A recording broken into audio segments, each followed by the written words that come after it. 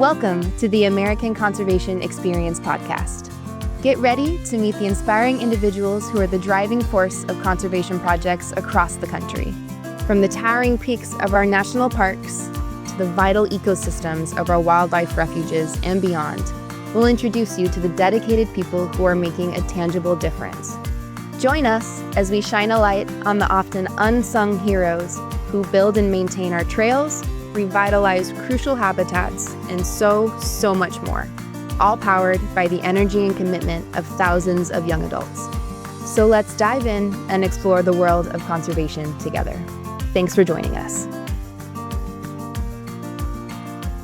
Hi, everyone. Welcome to this episode of the American Conservation Experience. My name is Elyse Cogburn, and I am one of your hosts. On today's episode, we will be talking about ACE's Crew Program, and I have the pleasure of being joined by two ACErs, Adam Sherm, who serves as ACE's National Director of Crew Programs, and Kate Sutcliffe, who is our ACE Alumni Board Member. Adam, Kate, thank you so much for being here today. Good morning, Elyse. Thanks for having us. Yeah, thanks for having us. So excited to be here. Awesome. Before we dive in, I want to give a little background of you both to our audience here. So let me dive in about Adam. As I mentioned before, Adam serves as ACE's National Director of Crew Programs, where he oversees all regional crew divisions. With a degree in zoology and a minor in Spanish from Oklahoma State University, Adam's deep-rooted passion for the environmental conservation began long before he joined ACE. After graduating, Adam served as a Peace Corps volunteer in Panama, focusing on community-based environmental conservation projects. Since joining ACE in 2009, yes, you heard that correctly, 2009, Adam has held several amazing roles across the country, gaining a wealth of experience in program management and leadership.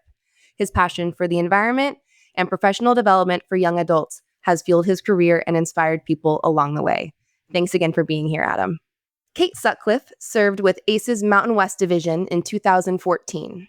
After earning her master's degree in epidemiology, she spent several years in management consulting, focused on the public sector, helping state governments effectively deliver services.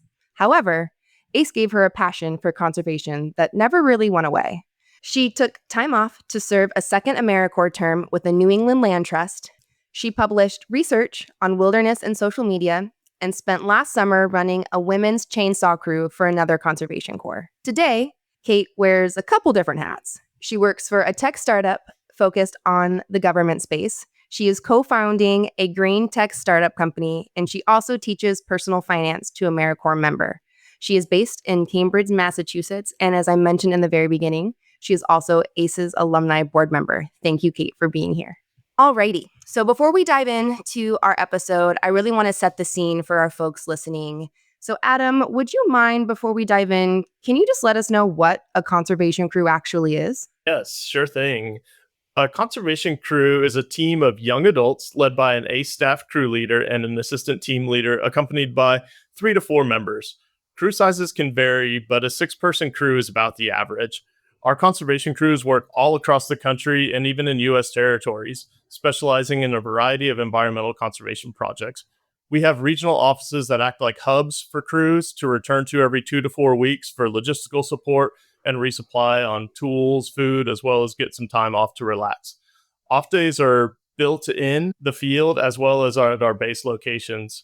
Some crews will rotate to different projects every 2 to 4 weeks, and we also hire dedicated crews for certain projects who will stay at the same site for 10 to 12 weeks.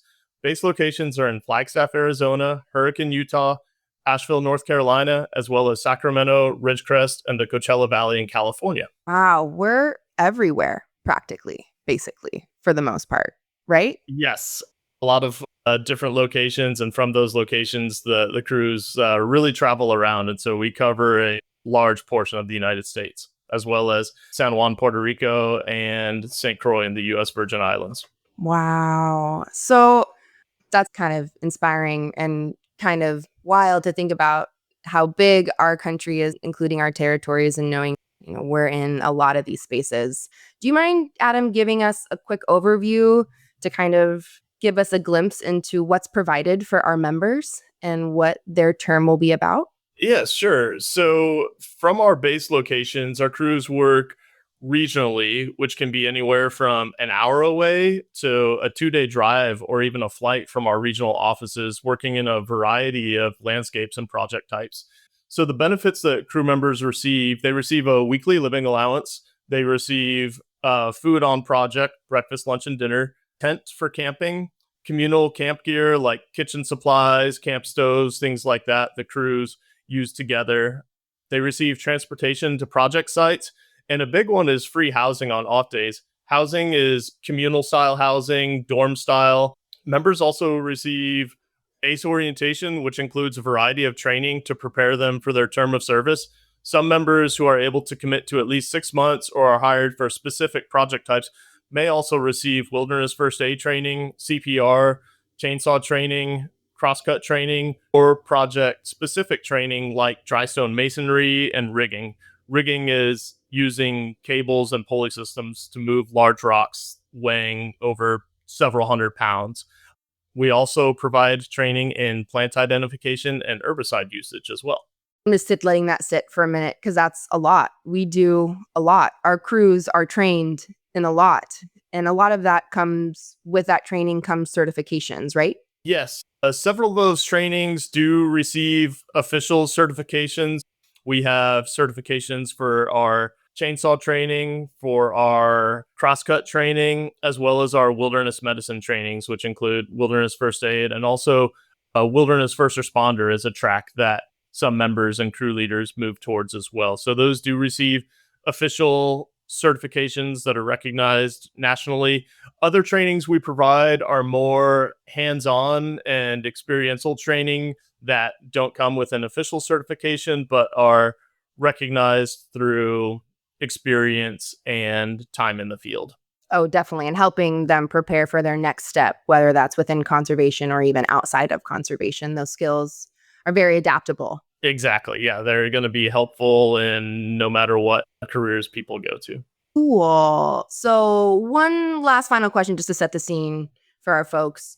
And we talked a little bit about kind of what projects that we do, but what are our main projects that really conservation crews focus on? Oh wow, there's so many. I'll try to hit the highlights, but Yeah. we really have a variety of project types, and it could really depend on time of year and locations where we are working.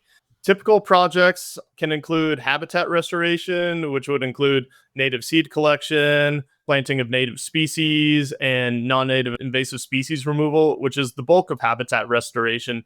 Non-native invasive species removal typically involves the treatment and removal of trees and plants, but occasionally we do projects to remove invasive insects like the hemlock woolly adelgid in the eastern United States and bark beetles in other locations. Those insects can damage and kill native tree species, which are keystone species in certain areas to protect riparian zones and other forest habitats. Other large portions of projects that we take on are trail maintenance and new trail construction.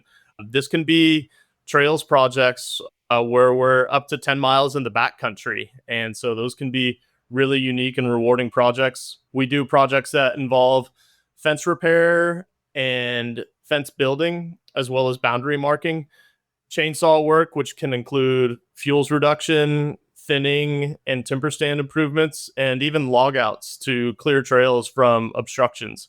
Lastly, we take on campsite improvement projects, sign installation, and even take on desert habitat restoration and sand dune protection projects. So a wide variety of projects, and I'm likely failing to mention some. Occasionally we take on historic preservation projects as well with national historic sites and cultural resources with the National Park Service. So that should sum it up from there.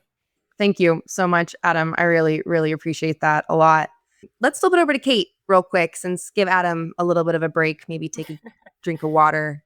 Kate, first, I want to thank you for serving in our program back in 2014 and kind of beginning your conservation career here with ACE and continuing that service with being one of our alumni board members.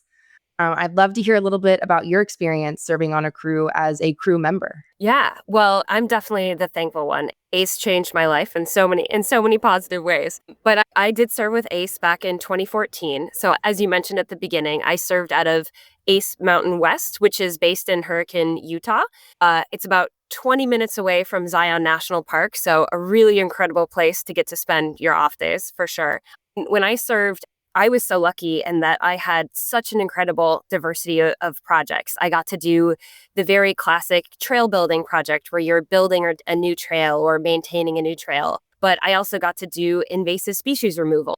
That to even get there, we had to take a boat for 4 hours into Canyonlands National Park and got to spend a week and a half living there in the backcountry. I got to drive up to my home state of Minnesota and spend 3 weeks living on an island in Voyageurs National Park. We were clearing and maintaining some trails. I got to do a technical project where we were building check dams for erosion control. We were actually moving trees, like entire trees, and using them to build dams along a creek to prevent it from washing away. So even though I was only there for 4 months, I got to do all these incredible things and just see parts of the country I hadn't even conceived that could exist or could be so beautiful and such incredible places. So I got very, very lucky with my projects. Yeah, it's kind of wild how just a short 4 months can really pivot someone's life.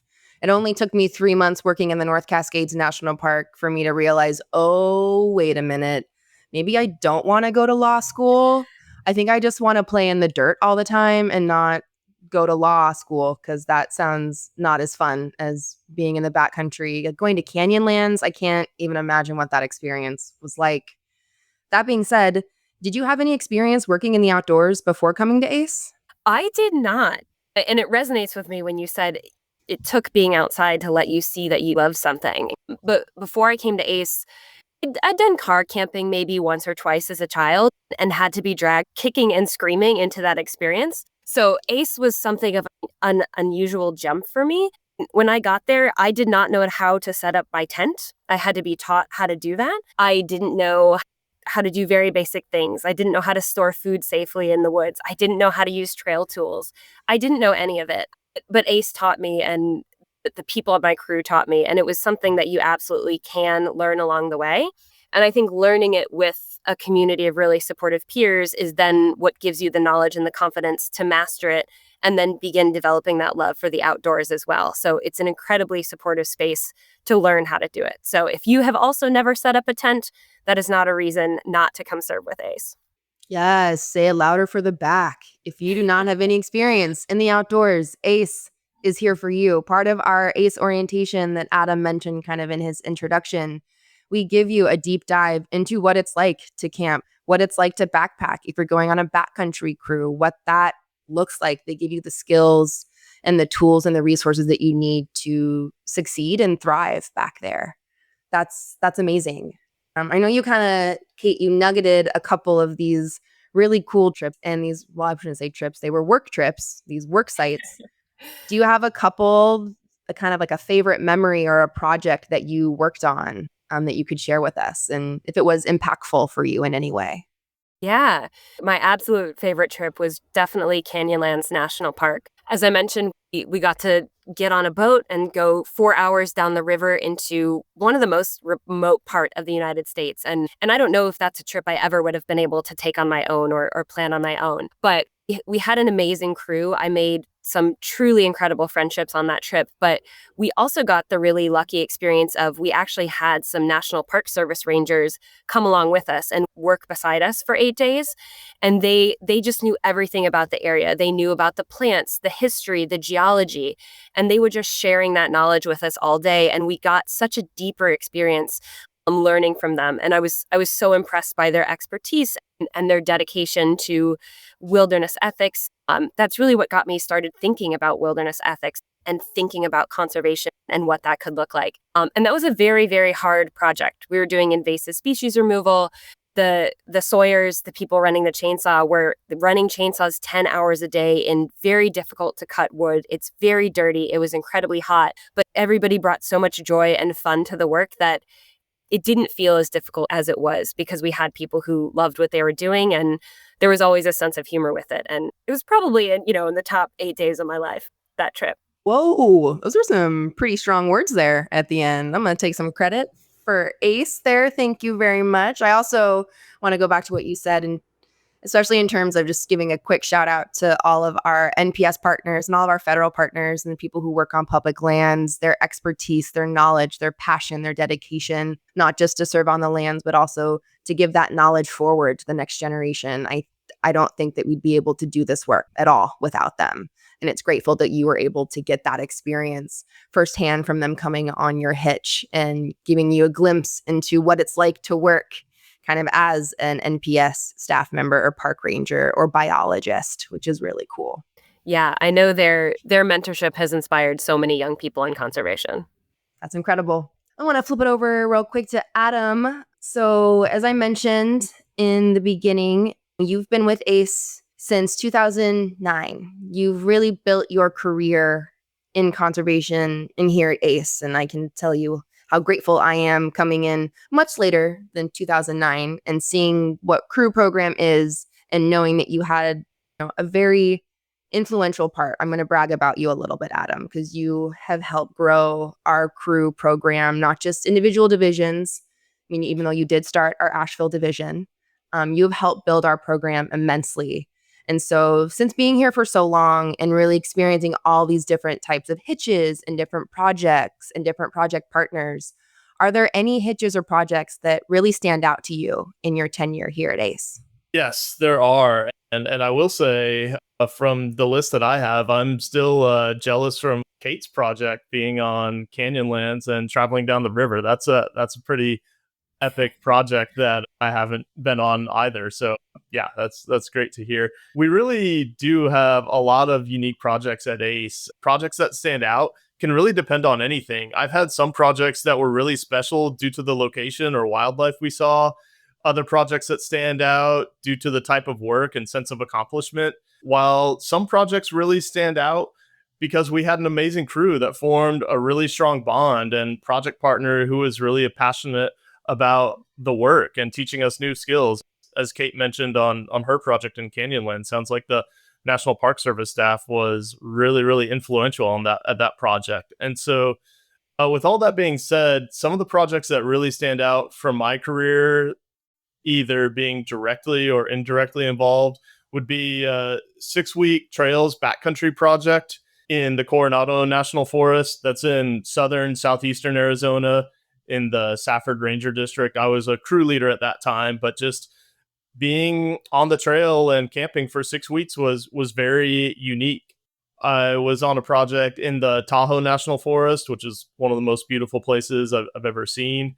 Indirectly helped manage some projects with invasive coconut palm tree removal on a project in Palmyra Atoll, and that's about 1,000 miles south of Hawaii in the middle of the Pacific Ocean. Other projects that stand out are Great Smoky Mountains National Park, San Juan National Historic Site in Puerto Rico, Cleveland National Forest in Southern California, and we currently have a crew that's finishing up some work with the Bureau of Land Management just outside of Anchorage, Alaska. So those projects definitely stand out in terms of unique places, amazing people, or unique scopes of work. So it kind of runs the gamut of special projects for different reasons on each one.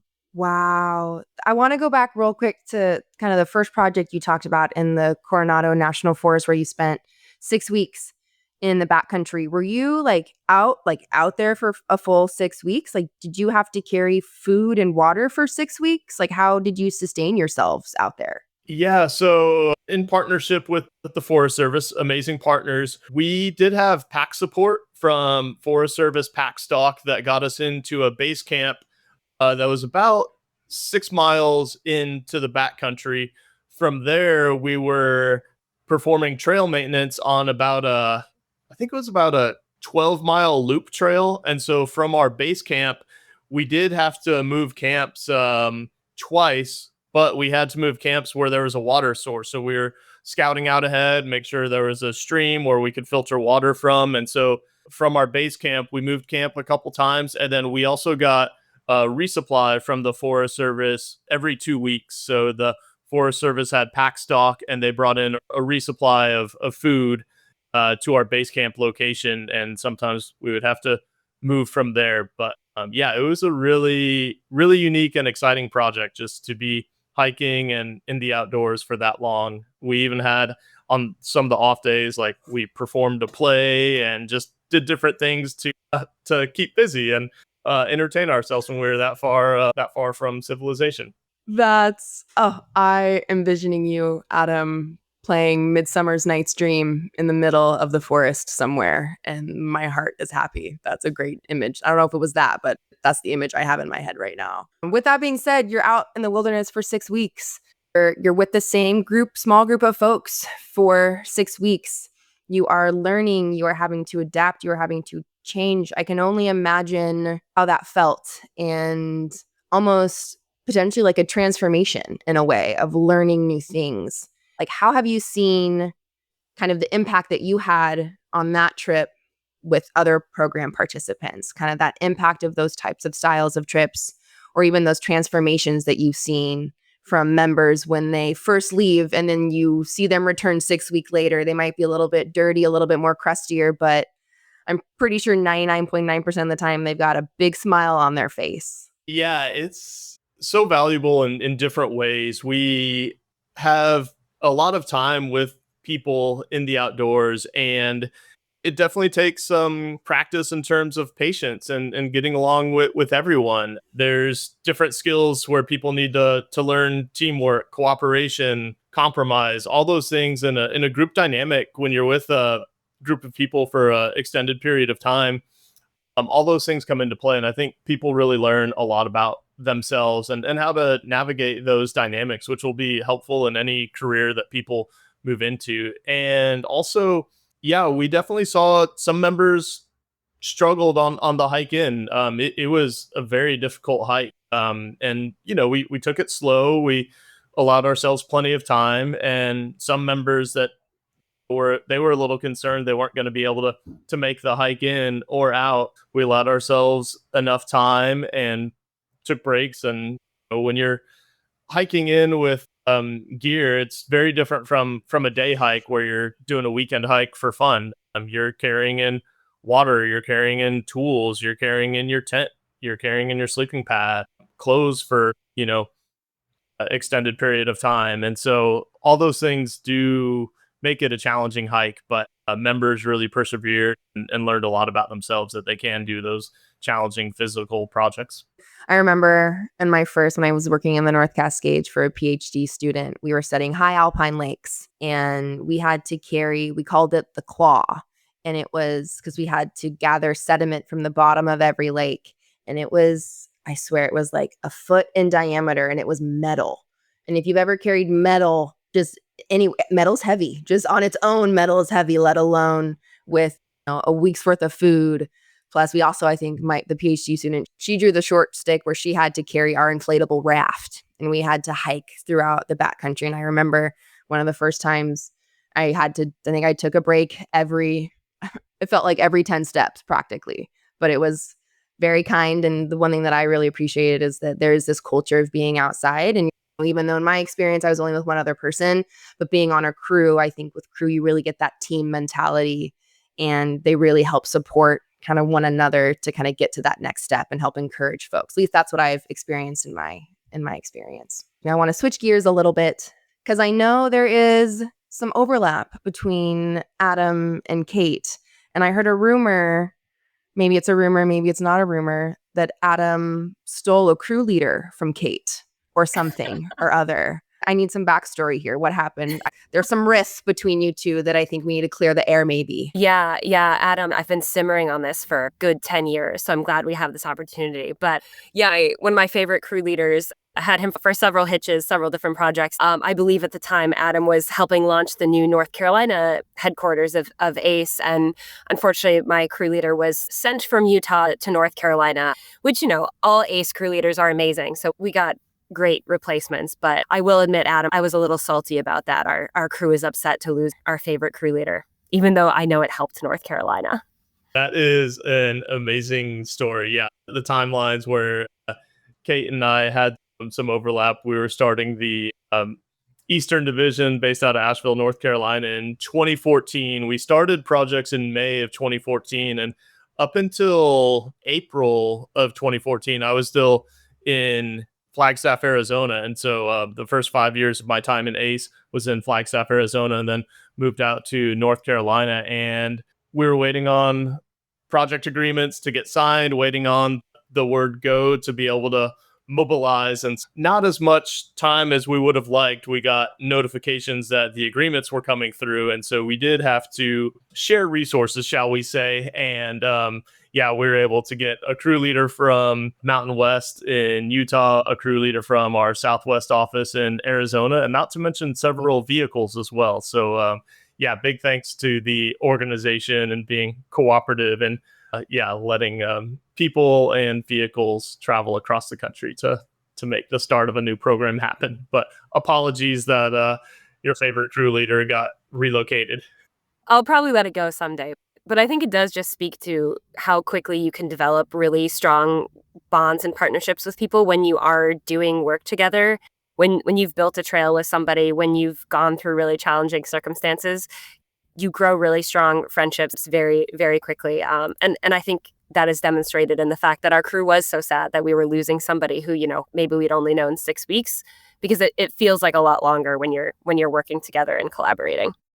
Oh, yeah. The personal relationships that you form with your fellow crew members last lifetimes.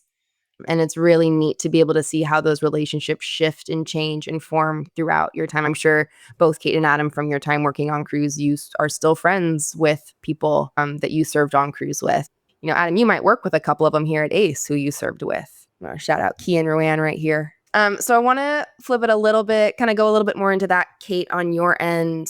And this is a really broad statement. And so you can I want you to take it in whatever direction you have. But I've been kind of hearing your story and hearing your path, knowing you really had no experience coming to ACE and conservation, and it really helped kind of pivot your career. What was one of the most, I would say, impactful things that you learned during your experience here at ACE?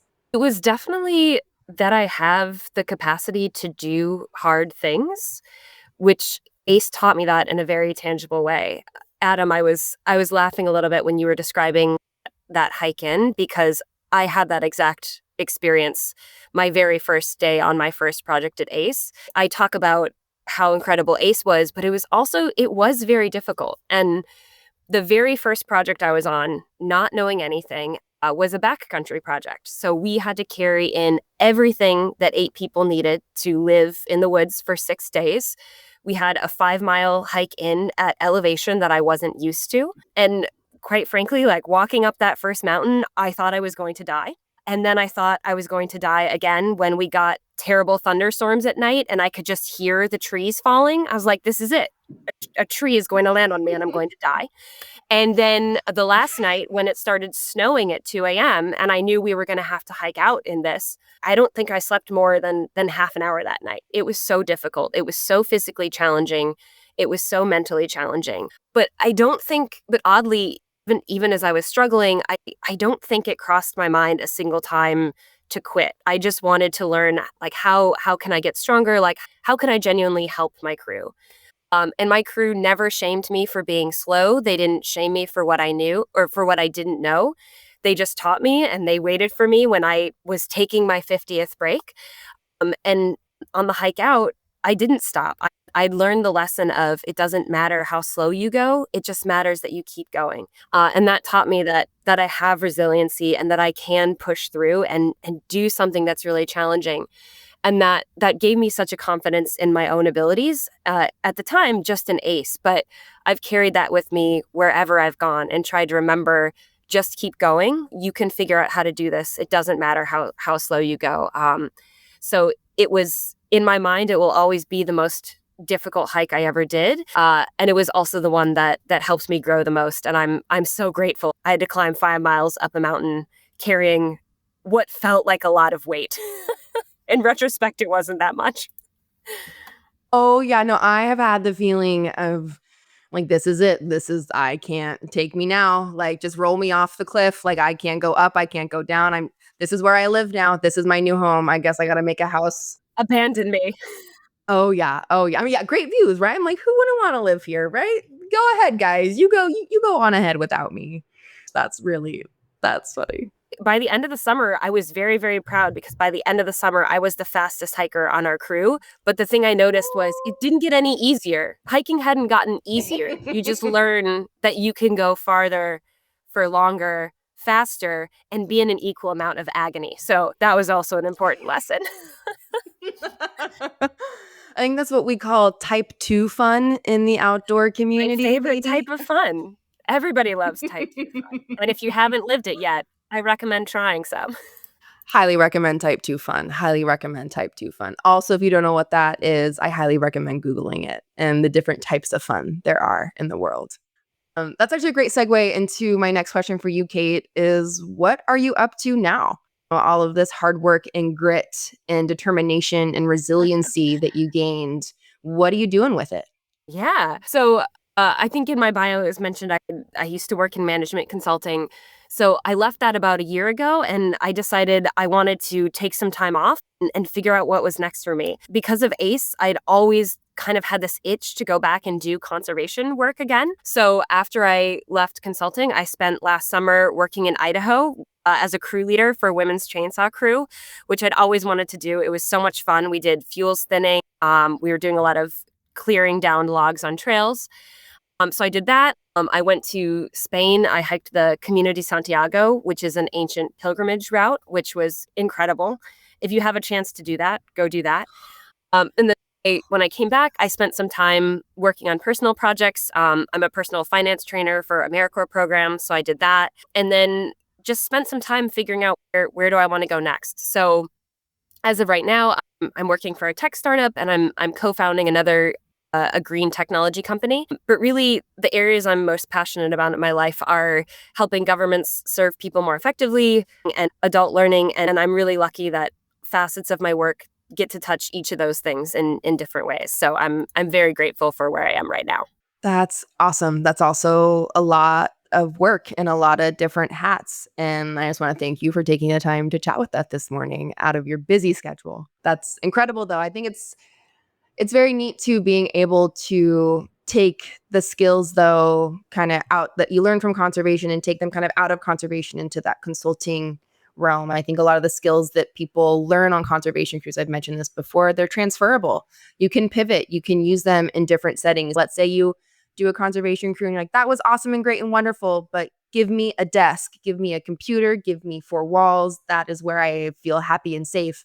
But still, the experience and the skills and the knowledge you gain on those crews will help you in that office environment or whatever environment you choose to be in, inside or outside, which I think is really, very unique and very special, I think, to our industry specifically. I'm sure there are other industries out there where skills are always transferable, but I feel like especially some of those interpersonal skills that we really learn while on crews of how to work well with one another, how to work through conflict. I think those skills are really, really important. And sometimes you might not get that experience elsewhere. Absolutely. And I will say, I go to a lot of networking events with business people and finance people, and they're always most interested to hear about running chainsaws and building hiking trails. Way more excited to talk about it than anything related to the networking event. So great conversation opener, too. Hey, yo. Yeah, I want to hear you talk about running a chainsaw. I think that's really cool. All right, so Adam, I want to flip it over to you now. So as I mentioned a couple times now, you've been here for over 15 years. What about this keeps you coming back, keeps you motivated, keeps you involved? Why? What is it? Oh, wow. It's a great question. Yeah, there's really a lot of factors, to be honest.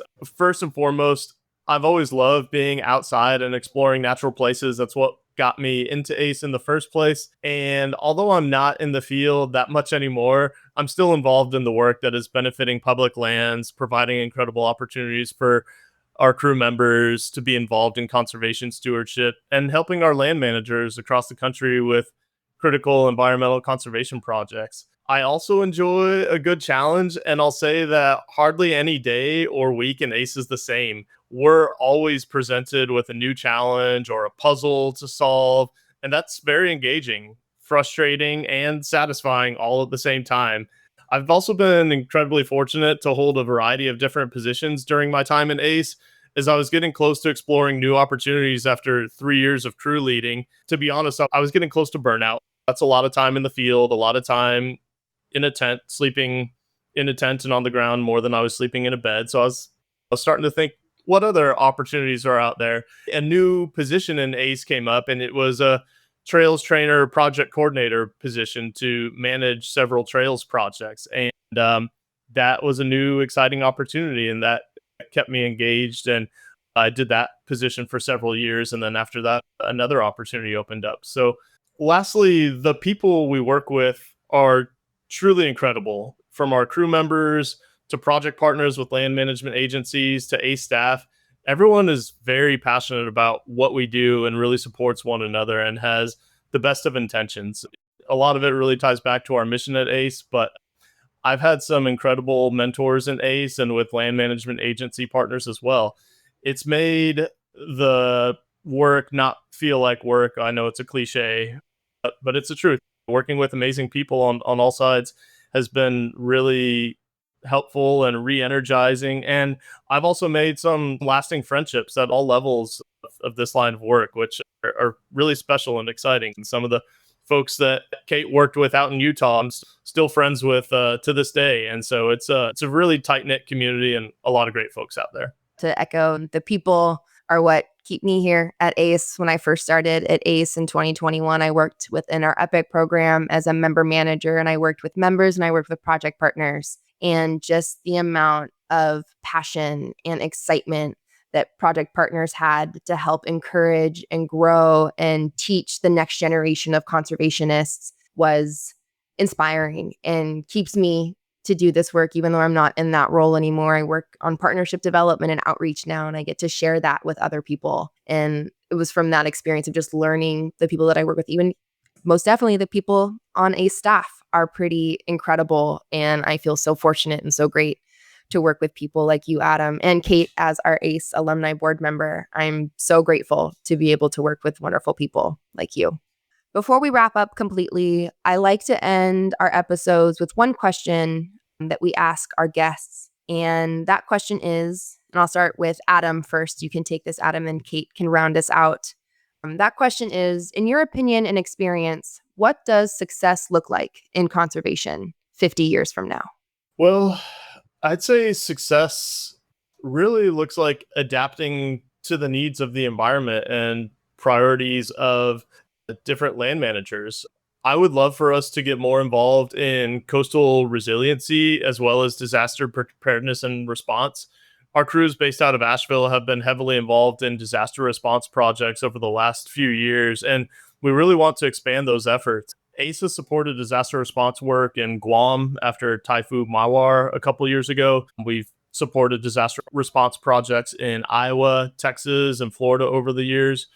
Hurricane Helene devastated the Western Carolina region and impacted our members, staff, and community in a really big way. The community is still recovering from those impacts, and unfortunately, several more natural disasters across the country have taken place since then. Our members rallied to support people and communities of North Carolina in need through mutual aid, donation support, logistics, chainsaw skills to clear debris from yards and streets. So I think those opportunities will be there. And I'd like to see our organization be able to support future disaster response type of work. And I also think there's crucial needs in fuels reduction, fire mitigation, defensible spaces, and prescribed fires, all of which can reduce risks of wildfires and also improve habitat.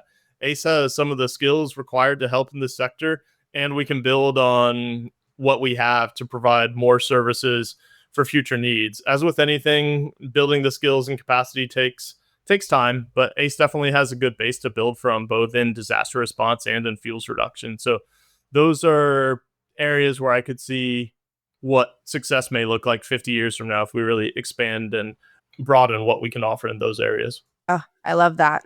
And yeah, I think it's nice that ACE has already kind of started that foundation within that natural disaster response and really just building that into our programs of what we do every day. I think is definitely a good path. And I see ACE hopefully kind of stepping up to that challenge, which is really neat and really exciting. Kate, please, what does success look like in conservation 50 years from now? I know you have a public service mindset. What does the future look like for you in that regard? Yeah, I think for me, my hope for conservation really is tied up in in that ethos of public service. My grand vision is that every single person at some time in their life has a chance to serve.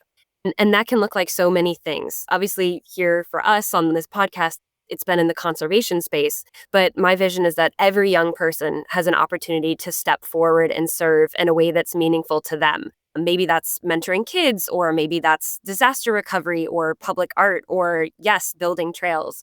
There is so much good work that needs to be done that we need people for. And in my truly dream world for conservation, I would love it if people in their 30s, 40s, even 50s and 60s had the same chance to take 3 months off their day jobs and go serve for the betterment of our public lands and get to experience that camaraderie and community and that love of nature that comes with that. So I hope that every person can feel that calling to serve, to make America a better place to live. Wow. What a beautiful place to end our episode. Kate, Adam, thank you again so very, very much for joining me to talk about ACE's Crew program and both of your journeys within Crew and conservation.